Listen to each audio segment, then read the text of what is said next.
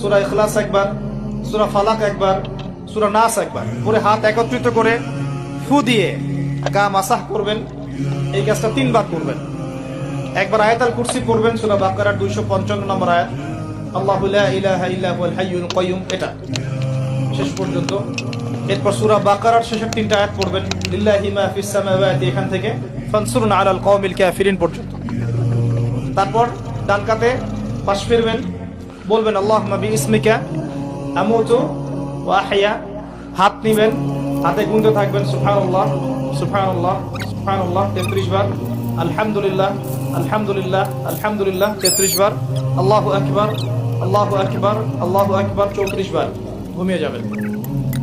এখন যদি আপনি 6 ঘন্টা ঘুমান, আপনি নবী সাল্লাল্লাহু আলাইহি ওয়াসাল্লামের সুন্নত অনুযায়ী ঘুমিয়েছেন, প্রত্যেক ঘন্টা ঘুমানোর জন্য আল্লাহ আপনাকে নেকি দিবে ইনশাআল্লাহ। এমনি ঘুমালে নেকি হতো না, রেস্ট নেওয়া হতো।